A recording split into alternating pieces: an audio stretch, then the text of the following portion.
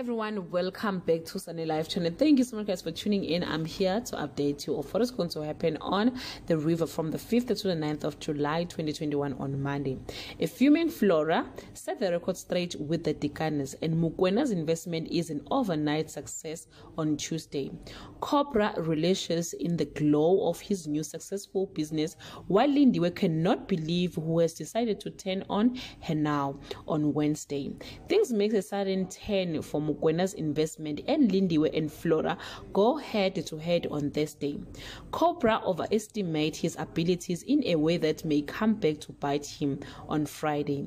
Emma is consumed by jealousy, afraid she might be replaced. Detective Shabalala goes mad when his worst fears are confirmed. Guys, this is all I have for today. You can leave your comment below and share your opinion.